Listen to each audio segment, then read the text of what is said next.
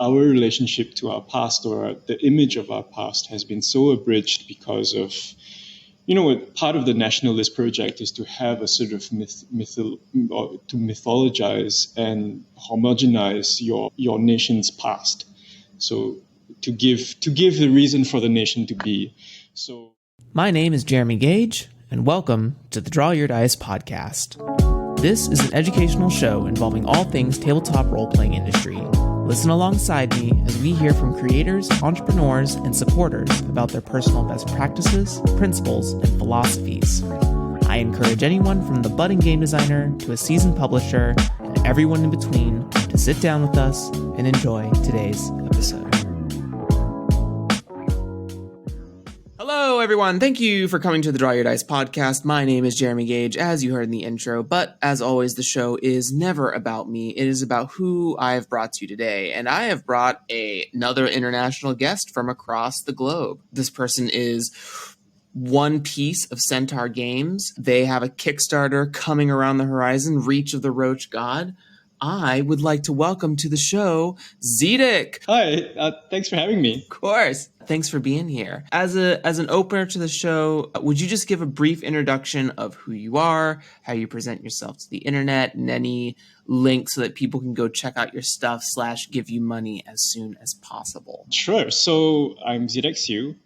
I'm writer, designer, translator based in Port Dickson, Malaysia. And with the visual artist Mankau, we make a series of RPG zines called Thousand Islands. I can be found on Twitter at Zedeck Siew, and we have a website at thousandislands.com. And yeah. Amazing. Great. Additionally, would you also sort of walk us through the lineage of your tabletop experience? Sort of like, what was the first game you played that kind of got you into the hobby? And then what was the first idea that got you designing? So my first game was pretty conventional. So I started playing when the 5th edition of Dungeons and Dragons came out. In fact, I started playing with Mankau. So we'd been interested in tabletop role-playing games separately for quite a few years, but it was more of like, hey, there's these things, and like there are these cool books with cool art and like interesting like writing and settings and stuff. But it wasn't until one of our other friends, and so we me and Mankau were both part of like the sort of arts community in Kuala Lumpur, which is Malaysia's capital. And so that's how I know him. And we weren't friends through gaming, if you see what I mean. And it wasn't until one of our other friends said, hey, I used to play Dungeons and Dragons in university, and they have a new edition out.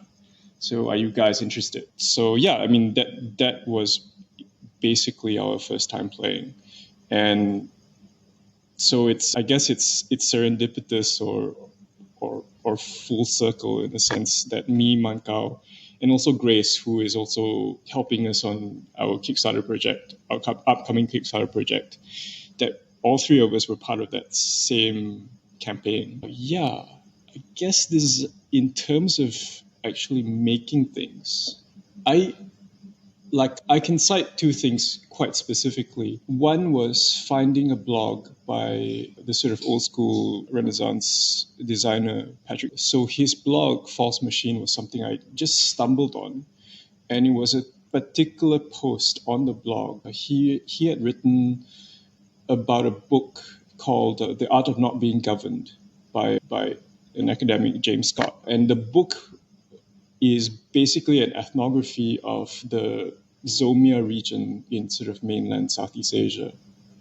It's a kind of like peripheral / sort of like things are in flux there, in the sense of in flux from the perspective of nation states. So it's kind of like a border sort of region or a mountainous region where the nation states that kind of claim that they have had trouble sort of administrating, because I mean the idea of a nation state is fairly modern and fairly you could argue imperialistic, and the people of that region is just resistant for various reasons. Anyway, so like Patrick's post was reading this ethnography and sort of spinning game ideas out of like the sort of the details in the book. And that was the first time where I saw, hey, this is what games can be like. You know, they don't always have to be about sort of power fantasies or this is the Star Wars RPG where I want to emulate a sort of a Star Wars protagonist, or like a protagonist from my favorite sort of like pop culture sort of piece of media. This is making games out of stuff that aren't games or aren't sort of pop culture, or aren't sort of mediated in that sense. Yeah, I just found that sort of sense of eclecticism really inspiring. And it also helped that the book that Patrick was reading was kind of about Southeast Asia. And obviously I'm Southeast Asian. So yeah, that got me into the sort of old school sort of sub-community. And that got me writing sort of material just based on whatever it is that was in my context.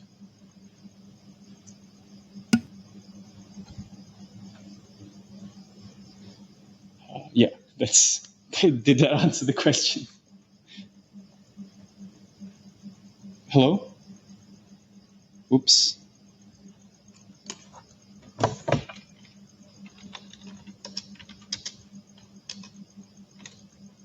Oh, sorry. My mic was muted so that I didn't have any sounds come through. No, you definitely answered the question. I think those were beautiful answers. You gave us what the first game you sort of played was with your now colleague of Centaur Games. And you also told us the inspiration you had, which is an amazing inspiration for sure. And also that it opened you up to a different community so soon, specifically the OSR community, which is really cool. And that it also was a touch point for like your personal ethos of inspiration or fictional inspiration. And I think that's a lot of recently I've been really asking myself, like, what is, because we have conversations on Twitter and on the internets about like, what are we allowed to write? What are we allowed to explore when we come from different places? And I think a lot lately about like, what is America's mythology? And I don't mean like, what was its mythology before we colonialized it? I mean like, what is it now? Like, do we have one? Is it sort of like the Jersey Devil? Is it the Sasquatch, right? Like all those things all those like cryptids we talk about in America, is that our mythology? And so I think a lot about how do I derive inspirations of mystical things from the current era of America so that I'm not doing a bad job at other people's cultures. Yeah, I mean that's a subject matter that really interests me as well, because it's not something. It's definitely something that me and Macau face when it comes to sort of our project, 1,000 Islands, is kind of like a sort of zine series that's inspired by Southeast Asia, and in that sense, like we then have to sort of ask ourselves about the question of, no, we don't want to. We're not here to represent Southeast Asia, because that's impossible. It's not even our place, because any act of representation is kind of like stepping, at least for me, I feel fairly okay to say this, like you only really represent yourself, and how much you can represent ends at where your skin ends. So yeah, it's really about and so like navigating that sort of question. Macau and I always return to this idea of like, what are our interests, but also what are our lived realities.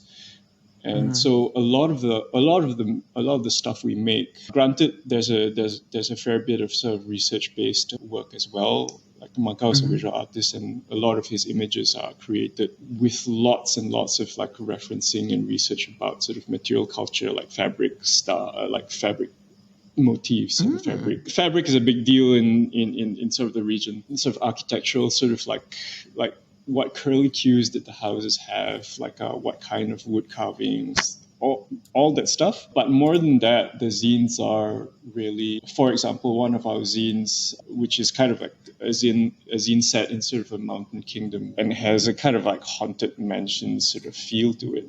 It literally comes from Makao having a holiday in a place called the Cameron Highlands, which is kind of a hill station holiday place, and in the rented bungalow where they were staying, his mother had sort of a dream about being sort of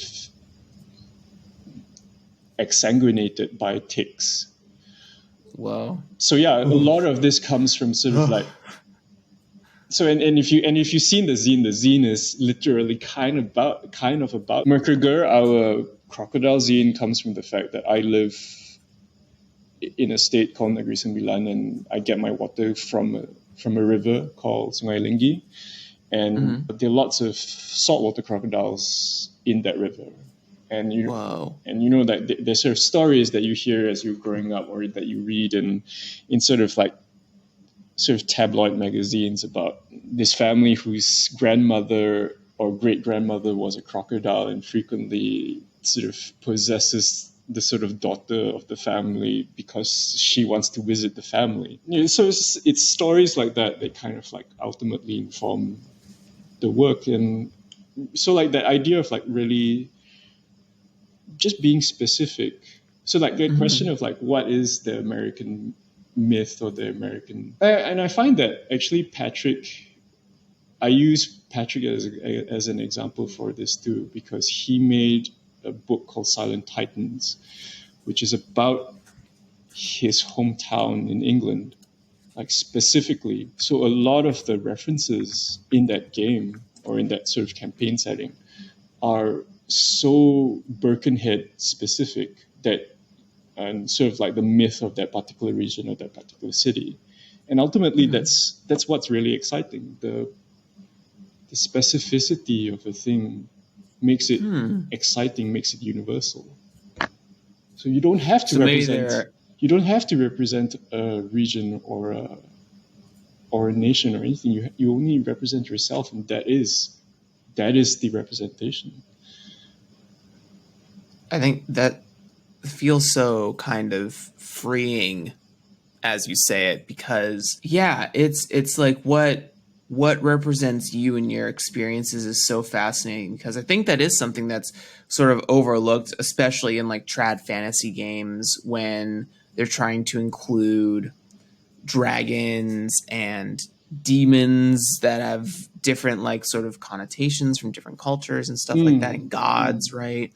And I think it's so interesting that I could like, because I'm really interested in a modern fantasy, so I like sort of science fantasy settings, like Numenera is an example of a science fantasy setting. I like cities, but I don't like cyberpunk. I don't really like sci-fi. I like more like Magitech stuff. I'm a big Final Fantasy fan, and I really have been thinking about modern fantasy a ton, and that's a great insight, Zedeck. That's a really good insight. And I also really love, like you were sort of mentioning, the inspirations for Monkao's like illustrations, especially as it relates to like fashion and everything like that. And specifically, as I was watching the Questing Beast video and this would be a great transitionary point to start talking about 1,000 Islands, but for let me pull it up real quick.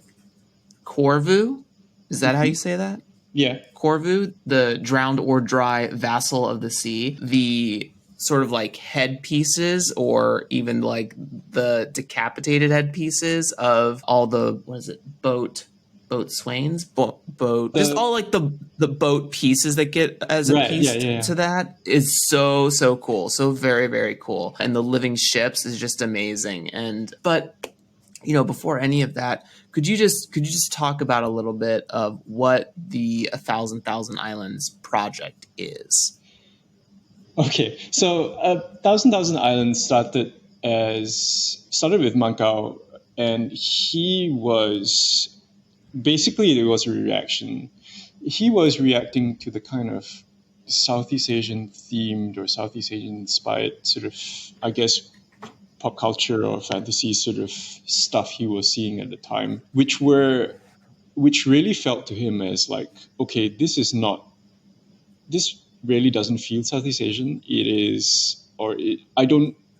feels like someone's taken sort of Western fantasy tropes or wuxia tropes and redressed them, so reskinned them with sort of like a Malay warrior with a tengkolo and a kris. So it really, like, he wanted to do a thing, a project to sort of expand the sort of boundaries of his own imagination. So when he had this reaction, he thought about it, and he realized that we really can't, at least talking about ourselves, Mankao and I are Malaysian, and we found that our conception of what Malaysian fantasy would look like was very narrow, because our relationship to our past, or the image of our past, has been so abridged because of, part of the nationalist project is to have a sort of to mythologize and homogenize your nation's past. So to give the reason for the nation to be. So with Malaysia, for example, it's very much focused on a single sultanate called the Malaccan Sultanate. So it's Malay Muslim. It is all to do with the idea of this dashing Malay warrior with the kris and sort of things like that. And so like he wanted to look at the sort of broader cultures that used to exist and still exist, but we don't really focus on the sort of Hindu-Buddhist pasts of the region. The sheer amount of diversity in terms of like how people dressed, what people ate, sort of cultural things like how people built their homes, how people lived in homes, all the kinds of gods and spirits that even in our lived reality is still very real for us, but we're just not used to thinking about it or paying attention to it. So anyway, that's when I get roped in, and then we decide, hey, we've got all this material, we've all got these cool stories and cool like places that we've sort of dreamed up. What do we do with them? And then Maka and I decided that, hey, we like playing these RPG things, but also we like having these RPG books. So let's make these zines. And each 1,000 Island zine is an island, a town, a village, or a city, a sort of polity that is part of this wider sort of. We use the word porous fantasy a lot because. And what does that mean? So the idea is, and this sort of falls into the idea of like thinking about centers and peripheries. Southeast Asia, by its nomenclature, is a periphery. The term Southeast Asia is a name that American foreign policy gave us after the World War. And when you look, and even when you look at like sort of fantasy settings, generally, like whether they're RPG settings or not, generally there's always a single city or a single culture which is basically the center of the world, and everything is written as a response or exception to that center. Mm-hmm. So we wanted to make a sort of series of zines with no center. So when you pick up one of the zines, they oftentimes are introduced by a person arriving there, but they will tend to have they have a cast of characters. They have like random generators for places, for names, for foods. They always have a list of trade goods, but more important than that is the sort of perspective that they take, which is, regardless of where you're from, the gods of this particular zine or in this particular place are real. The sort of creation myths are real, even if they contribute other creation myths in other zines. So yeah, so Manka and I would say that it's our way of portraying the concept of this sort of Mandela form, which is, in terms of at least politics in Southeast Asia, there used to be all these cities or sort of polities whose influence radiated outwards, as opposed to like the way we conventionally view the world now, which is with borders. So like there'd be a city here and a city there, and the communities between those cities so everything is a negotiation, because nobody can say, hey, you are within my borders, I own you. So yeah, I mean, that's a long-winded question. There's a long-winded explanation of the way what we mean by porous. So the other thing is, so the Thousand Islands will probably never have a map. If we do draw a map of the whole sort of all the places we've written about, it will probably not be definitive.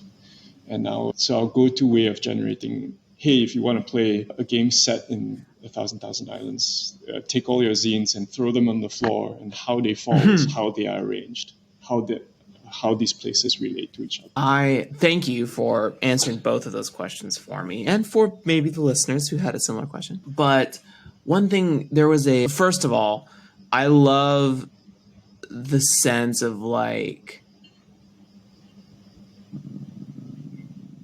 the conceptual mandala you were talking about when it comes to different places or cultures or identities, and how those are sort of like the in-betweens or the negotiations of peoples from those kind of would be the centers, and then the sort of mixing would be the periphery, right? And did I misspeak? No. I was just going to say that basically what we've been trying to do is to make every place its own center. Yes. Yeah. Yes. And I love that. I love that so much. And there was a GDC talk about settings, specifically micro settings was the term they were throwing around during that talk. Mm-hmm. And the reason why I'm so attracted to 1,000 Islands, both in concept and in execution, is that they fit this sort of like really interesting micro setting energy that I think gets overlooked in your more traditional fantasy games, where you have like a big sprawling map that's wide open. But if like you really take the pieces of the map, there's really only like 5 cities in this giant continent that someone made up. And it also feels like, oh, go ahead. No, so it's interesting that so much of like sort of traditional fantasy settings are so reliant on maps, and I think it's telling, because I mean, maps were made by imperial powers so that they could better measure distances and so better administrate their sort of holdings. And so something that came up, in the recent sort of iteration of Metatopia, Richard Rowan sort of got a bunch of us together to talk about this very same topic that you mentioned, the idea of micro settings and how that related to our work. And so something that came up during the course of our conversation, which I was really pleased with, was the observation that a sort of macro setting, or this sort of traditional sort of map-based fantasy setting, is a micro setting that doesn't know that, or doesn't want to admit it.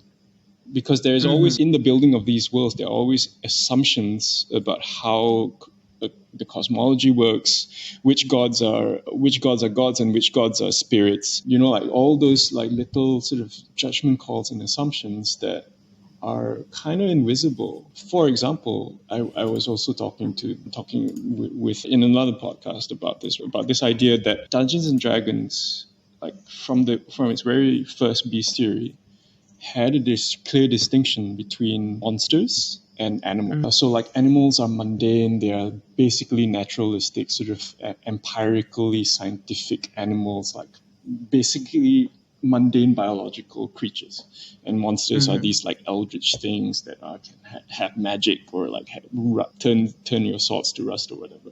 And the thing about it is that even if you're talking in the context of sort of European sort of myths, that's not how animals were viewed. And, like, so much of animal folklore, like things to do with foxes or like how you would relate to bears, treat animals with such a sort of mystique. So many folk stories are about how this animal has this particular magic.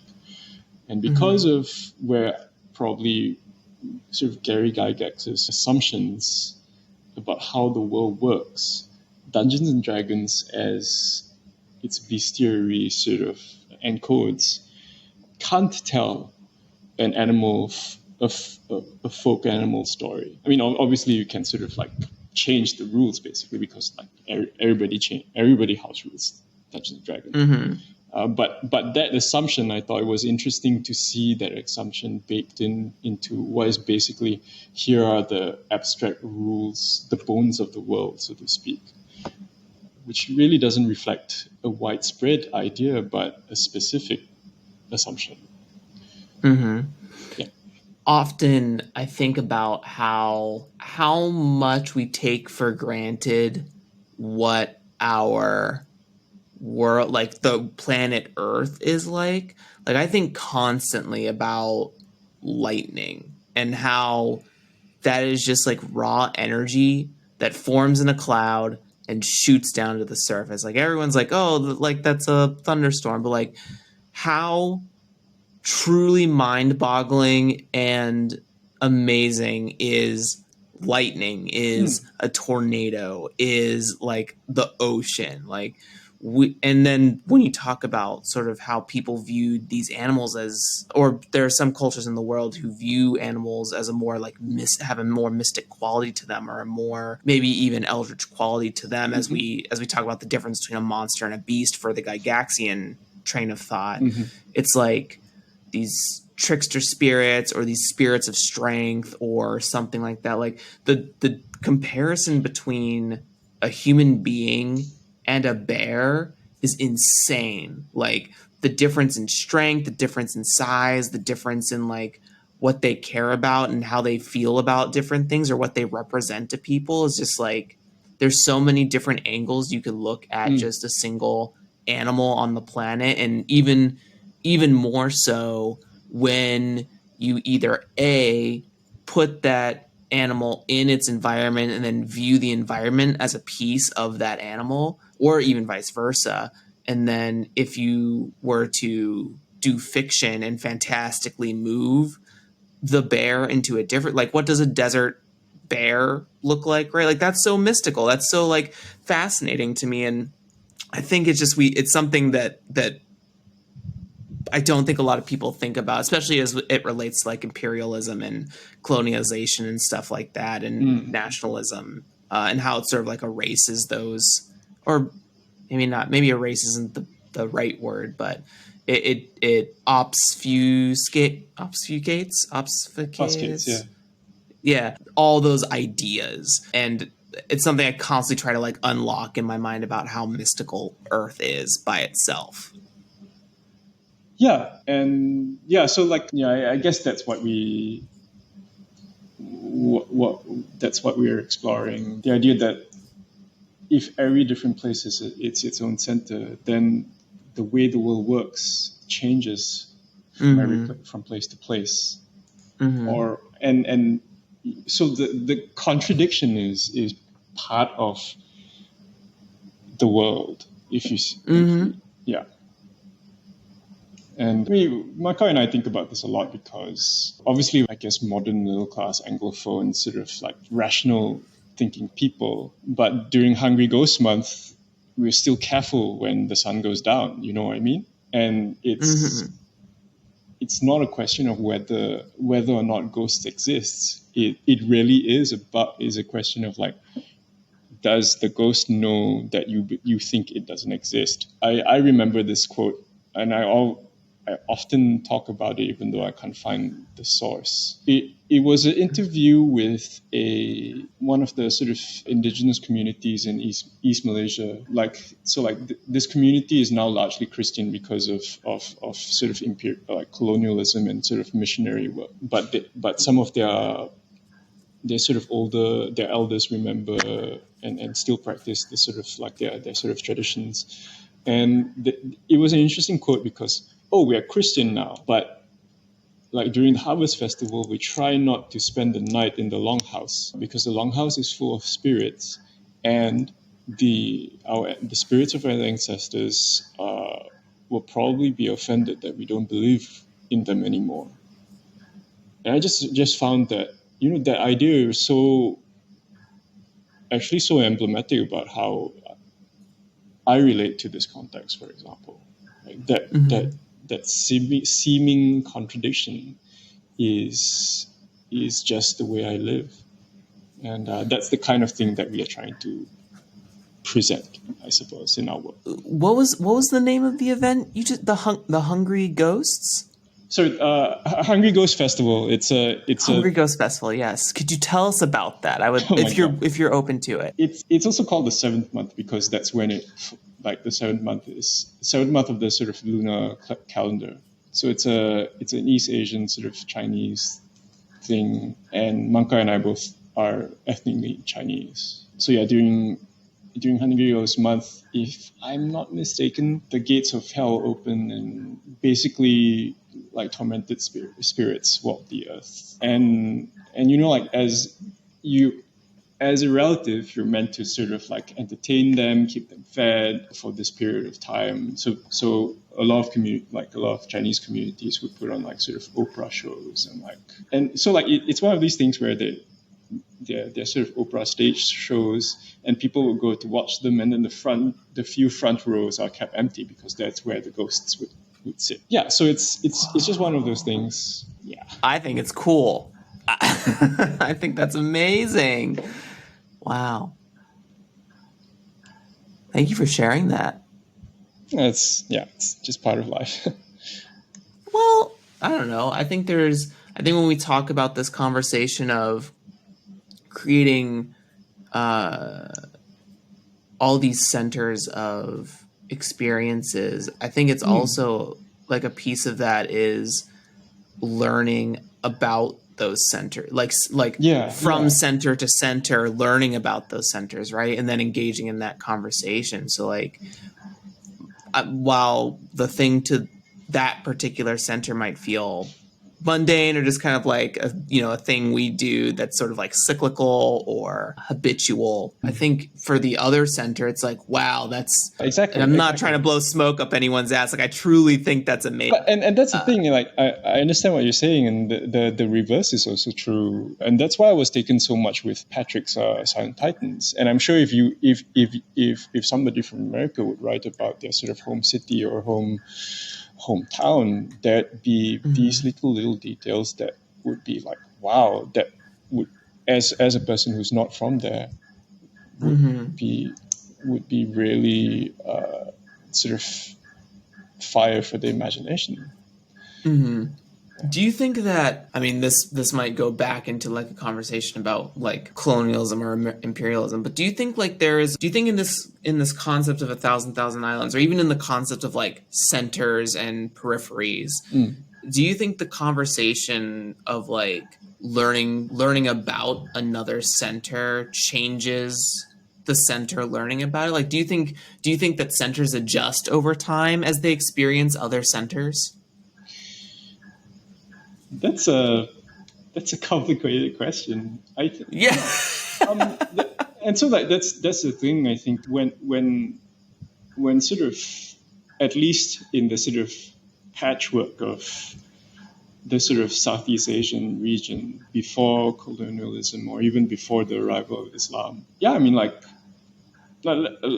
take Southeast Asia in the colonial age, when the white people arrived, they were just one of many players in the region. It was all this idea of like sort of the ancient capital of Thailand used to have a a Japanese quarter and a Malay quarter. Like the sort of Filipino sailors Filipino mercenaries or warriors were hired throughout the region by different like kingdoms. So yeah, I mean like there was it's just trade in things and people and culture. Things were basically were essentially, again, we circle back to the idea of porousness. So the centers were porous in that, you know, like you might look different from you, but if you play, you might look different from us, but we are fairly different looking from each other. And I mean, stuff used to be basically feudal before before nationalism, right? So if you paid homage to the local deity or the local king or the local power, it didn't matter really how you looked, because everybody was kind of weird, especially if you are in a kind of region like Southeast Asia where there were so many sea nomadic cultures, there was so much trade from India and China, and yeah, and I think to answer your question, the idea of centers only solidify much later and this is kind of related to Western imperialism and really the industrialization of imperialism, because that's what colonialism was about. It was the industrialization of these push and pull of influence and power. Yeah, centers always change. They just became less open to change when they needed to industrialize. So fascinating, truly fascinating. I love this. I love like the scene of someone from one center visiting another center and sort of like paying respects that centers like ideologies or values, but in doing so are also able to maintain their identity as they visit, because you're merely just showing like, oh, cool. Like, I don't know. Everyone, this is from Monster Care Squad. So that's why it's in my head. But like, we trade like salts from our regions with each other. Like that's our sign of like connecting with one another. And then beyond that, like we are still our individual cultural representation, even if we're exploring a different space, and not in like a touristy way, but like almost in like an ambassador or like an ambassador sort of state. I think in the absence of, because what really the arrival of the West brought to the region was the sense that there is a single cosmology. And absent of, you go to a place and you visit the local temple of the local deity because you would pay homage to that deity in the same way that you would pay homage to that king. When you go to a particular region of the jungle that has a tiger in it, you better be, you got to reckon with the tiger there. But whether or not there are tigers where you live yourself is a different matter. But when you go to the tiger's home, you treat with the tiger. But also when you go visiting and you bring your gods with you because they're part of you. And I mean, the innovation of colonialism or sort of Western imperialism is to say that the world is a certain way, and wherever we go, it is the same. But absent of that, you really have, every travel is an ambassadorship. Like you say, it's a negotiation. Wow. So with sort of that conversation of centers, what is your sort of favorite setting that you've created so far for 1,000 Islands? Oh, God. You have to pick. You have to pick one of your babies. Oh, no. I guess I can pick a random. That makes it easier. That's not an answer to the question. Random isn't favorite. Well, if it makes it easier, you can pick random. I'm just teasing. So, okay. I mean, because it often is the case, which that happily it is a case, and that's why Makau and I are enjoying the project so much, is that it often is that our latest completed zine is kind of like, oh, this is some cool shit. So the latest zine, that one of the zines that we put out like a few months ago, I mean our latest one, was a zine called 100 Red Scales.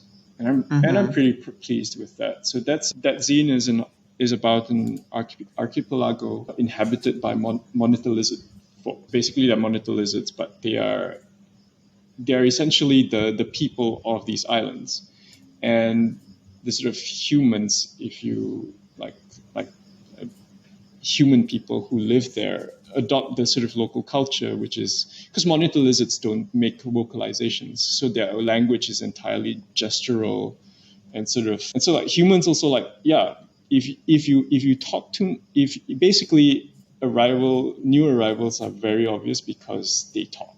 That kind of marks you as a tourist. So yeah, I really liked the zine because, I mean, it's fresh in my mind, and also the sort of specific inspirations for it are pretty specific. So the sort of geography that's described within is sort of mangrovey and sort of island, sort of mangrove centric, muddy sort of roots, tangles of roots. And it's inspired by sort of trips both Mangkao and I took separately to a place called Langkawi in the north of Malaysia, which is a sort of island where a lot of these like limestone karst and sort of mangrove forests, and you go kayaking through it, and it's really quite strange and inspiring, I guess. Also, the monitor lizards of this place are weaving is sacred in this archipelago, and a lot of the sort of weaving traditions were inspired by things I saw in Lombok in Indonesia. So like my partner Sharon was in Lombok as part of a sort of art project, and she worked with sort of traditional weavers in one of those communities, and I got to like sit and like watch them work. So yeah, I mean, like, just paying homage to, yeah. So I mean, I'm pretty pleased with that scene. Yeah, it is very cool. I really love that it's almost like a sign language in a sort of way, which is really, really cool.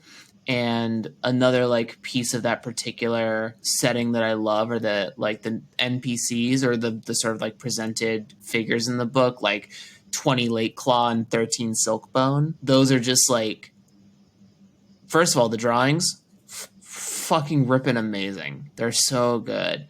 Yeah, it's so detailed too. It's super detailed. Oh God, it's gorgeous. And just like another like really interesting piece that's a little bit more like on the game side of things, the tables are also really cool. I love the way that they're constructed and the bits that make up the results. Like I think you chose really interesting terms, language, adjectives, like it all really sings character to this specific center, micro setting, whatever term we want to use here. Yeah, it's absolutely it's stunningly beautiful. It's so charming. Thank you. And like you mentioned the sort of game design aspect of it. Like the zines obviously are system neutral or system agnostic, whichever term you prefer. That's primarily because Mangkao and I are not really, at least in my own eyes, I don't see myself as a rules person. I don't really think in those terms. Like some people are really great at like making sort of elegant, abstract sort of this like interlocking systems that sing or whatever. And yeah, I just found, so for us, because Mangkao's a visual artist and I'm a writer, text and art is also part of game design, in the sense that those tables are put together in a certain way. They're meant to lead. They are always created in the view of like, how would a player who is encountering this space or this creature or this and creature and character are interchangeable often in the zines. How would they react to this person or entity or place? What about their aspect might hook me if I encountered this thing for real?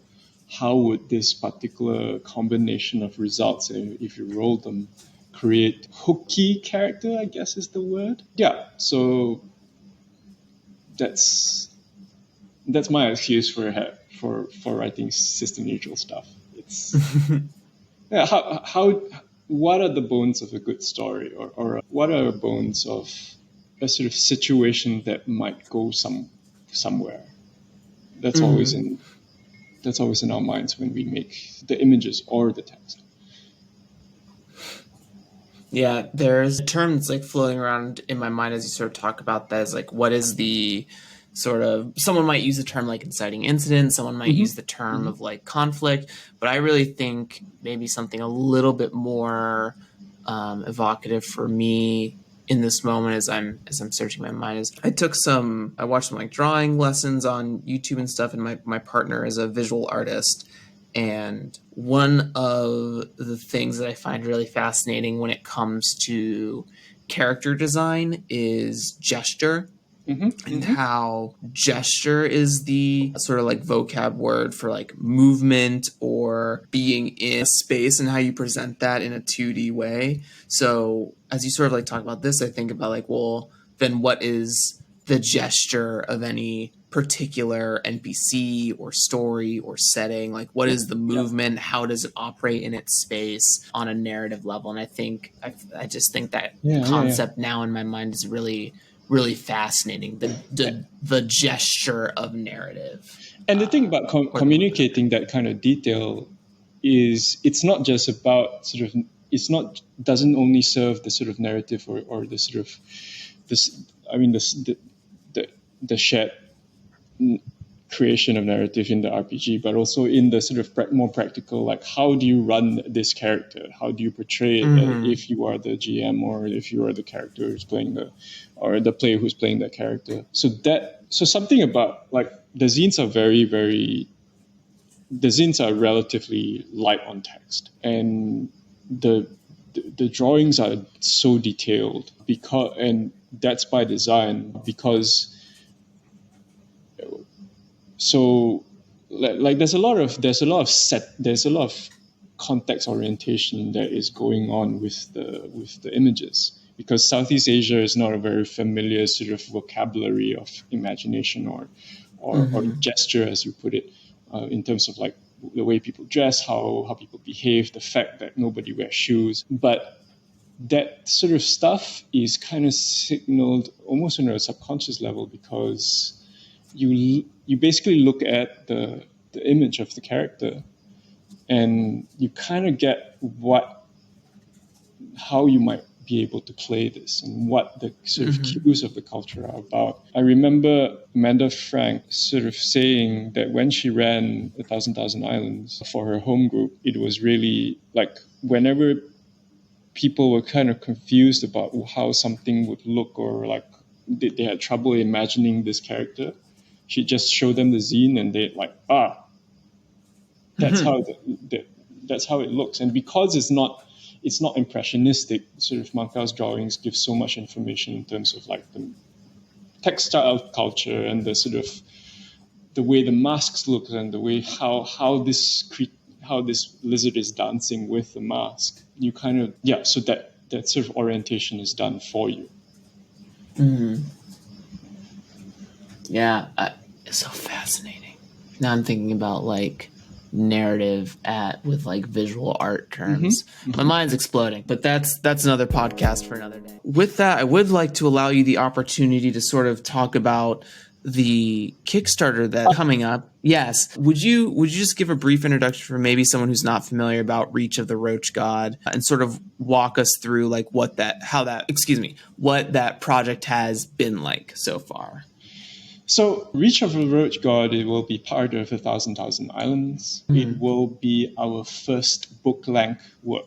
So the zines in 1,000 Islands have all been zines, so they're fairly short, 40 pages. This one will be a full-length hardcover. It will also be our first adventure book. Ooh. So it is so basically the zines have all been, I mean, they all have adventures sort of like seeds and random generators. You could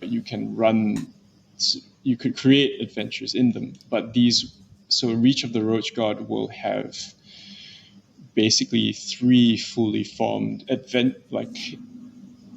adventures hex crawls, or like cave crawls. The book is themed around caves. Southeast Asia has a lot of these huge cave complexes, and yeah, I mean, like,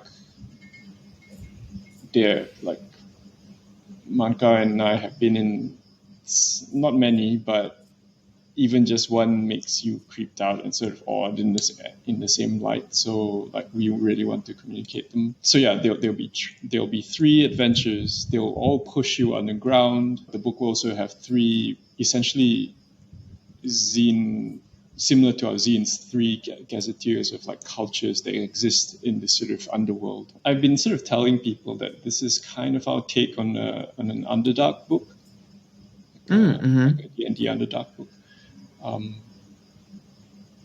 And yes, there'll be roaches because caves are full of roaches, and Manka and I both hate roaches. Fear roaches more is probably the more accurate word. And with this, we just decided to tack into our fear. We're still working on it. So really, the Kickstart is a way to sort of sustain ourselves as we work on the book length, because it will take a while, and we can't work on any more zines while we're working on the book. So it really Makes is sense. fundraising as opposed to like a pre-order. This is fundraising our livelihoods for the next few months as we finish this thing. That's amazing. And exciting, truly. I think, again, like both you and Monkao's imaginations and touch points they feel very unique in a very cool way, at least to me as one center to another center, in that, you know, when you say it out loud, it seems so obvious. Like, of course, roaches in caves, that's fucking easy sauce. But like, I've never put 2 and 2 together, because at least for us, like, I guess roaches live in sewers here in America and things like that, and those are technically cave systems, but oftentimes we see them in houses that have gone kind of like defunct or abandoned, and they're eating sort of like the leftover organic materials. And that's like, it's more like they feel like infestations rather than putting them in a place of ecosystem. For yours, right. Like, to me, it feels very ecosystem. It feels like this is where, like, this is their home, this is where they reside. But for us, it's like they're invading our homes, and it feels very like alien and things of that nature. Well, so yeah, so roaches are filthy and vicious, and like sort of like they are voracious cannibals and all these other things. So that the emphasis on infestation has a grounding, but the thing about it is that a lot of things from the natural world are just mean and gross, but also, so like, part of researching the book, and both Manka and I have talked about this separately, is like, we now constantly have tabs open linked to gross things, like really, like, how do roach mouth parts work? What does roach blood taste like? Absolutely not. But I think the interesting thing about making a piece of work about the subject is that then I don't want to say that you kind of humanize a gross thing, but you sort of familiarize yourself with it. So I started, so because I'm more aware of the idea of roaches, I started noticing that, like, my partner and I have been composting quite intensively in our garden. We're basically trying to grow vegetables, and we found, like, in those piles of compost, it's full of roaches. They maybe don't look like the ones that live in the house and eat people food, but they are still roaches, and they don't trigger my phobias because they look kind of beetle-like, more closer to beetles. They're slightly smaller. They're more black than sort of caramel colored, and like they still move the same way, but they're So like seeing different aspects of this is, like, I guess personally, is the most interesting thing about it. Like, I don't want to say I like roaches now, but I just see more of them, which is interesting. Yeah. Yeah, and it's also, I think it again goes back to that like ecosystem thing of like you said, this last story was about like the composting of it, right? For us, typically in the American suburb, we rely a lot on worms to do the work that roaches are doing for you when it comes to compost piles. And so it just again like sort of like maybe calms me down in terms of, you know, attributing this thing specifically to infestation. Like that is what like it is, sort of like diseasey or virusy or something like that. But that's not necessarily what's going on here. It's just like these roaches, their ecosystem are our defunct houses and all the like organic material that lives inside of them. And we're as much like, you know, we eat meat and stuff too, so we're just as gross as roaches, and in lots of ways grosser because we're destroying the whole planet. But that's again another podcast for another day. I often write so like the Roach God, the titular Roach God of Reach of the Roach God is kind of it's basically an antagonistic figure, and most of my villains are stand-ins for like sort of imperialist or oligarchs anyways. So that idea that we are destroying the world without hunger is very much part of the metaphor of the Roach God. Metaphor, it's a truth, my friend. It's absolute truth. there's no allegory here. Wow, it sounds so cool. It sounds so fantastical, but it feels very grounded. It feels very grounded in its source material, and thus gives it more verisimilitude. There it is. Found it. Verisimilitude in terms of like its realism or its immersion in its center. And I think it sounds so crushingly easy to succeed. I don't know why it would. It just seems so amazing. Yeah, we're pretty nervous about it because it's our first campaign. And, it is kind of hard to sort of run a campaign from this region. Yeah. So, we really hope it works out.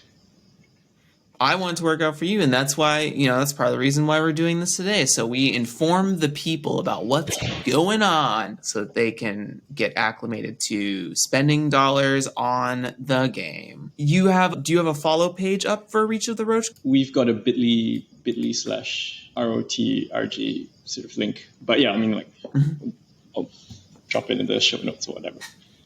Yeah, absolutely. Those will definitely be available for you listeners to make sure to go get that notification for when the Kickstarter goes live. Let's get that DYD funded, baby. It's going live November 9th, I think. So pretty soon. So soon. Oh my God.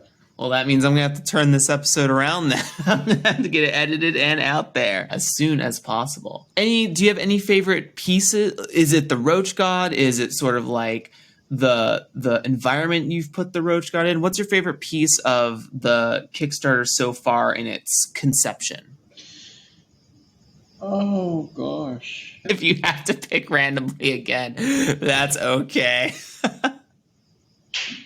In the making of things, I always feel like, oh, I hate these. I hate this. It's always in progress of making a thing, it's always a process of like, oh, I hate this. I'm embarrassed with this. This is so boring. This is not going to work. So it's more of like I don't know which one I dislike the least. But I relate, my dude. I relate. Yeah. It's hard, isn't it? Like I hate right. Take your time. So in one of those. Actually, this will be part of the preview, the adventure that we will have as a preview for the campaign. So it basically is. It's kind of a playtest kit in the sense that here's one of the adventures in a sort of roughly laid out in a PDF with art, and run it, and I guess tell us what you think or whatever. But I mean the roaches in that particular adventure I feel quite pleased with, because so they're sort of the sort of leader of that particular group of roaches is a centipede roach, in the sense that it's a roach but also a centipede. Yeah, I mean, in the sense of it's a bunch of roaches strung into a long line, and she. Oh God! And I mean, it's very easy to write them as this is a monstrous thing, and it's really gross, and yeah, sure, like the roaches are kind of mean, like they're basically stealing goats from the local community, like spreading disease and whatnot. But the idea is that she's an apostate to the Roach God. So she's one of his daughters, but she has left, and she is looking for a different way to be, or she's looking to found her own kingdom. So she's looking for a different model of being a queen, of like having a kingdom, leading a people. And I thought that was an interesting thing to include, because yeah, you get these obviously monstrous antagonists, but should you take the time to talk to her and sort of like, and I mean, you're not going to instantly sort of convert her into like, oh, the nobility of like egalitarianism. But it is, I just found the idea of like having a sort of philosophical discussion about the way societies work with an enormous roach centipede really an interesting sort of image. So yeah, that's one of the things that is possible in one of our adventures. Well, if you all want that and more, you're going, and I do. It sounds so amazing. Then you need to, get your notifications on, get your wallets ready. It's not the most charismatic of creatures, roaches, but we hope it doesn't matter. It's not about charisma. It's about gesture. Okay. Yeah. It's about. With that, Zedeck, I think that we are going to close out the show here, being at the top of almost our 90 minutes. Would you just give a brief outro once again of who you are, where people can find you, and any links you want to point them towards? Any of these things will be down below in the show notes for your access listeners. Okay. Once again, I'm Zedeck Siew. I'm a writer, designer, translator, editor from Plot Dixon, Malaysia. And I'm one half of 1,000,000 Islands.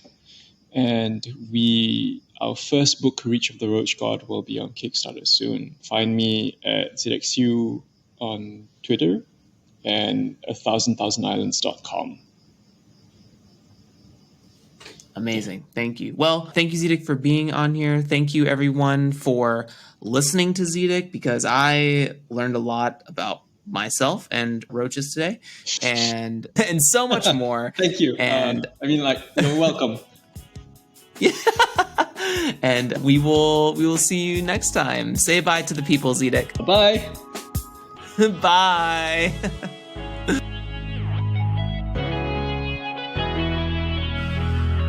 All right, that's a wrap. Thank you for taking the time to sit down and hang out with Zedeck and I. We really appreciate it. You can find links and resources down below in the show notes, such as getting in touch with Zedeck or other episodes with similar topics. If you want to be a part of the conversation, please come and join the community Discord server. Also, make sure to subscribe to the Draw Your Dice Patreon, where you can get access to early releases of episodes from as soon as we interview. Thanks again for stopping by, and as always, I will catch you next time.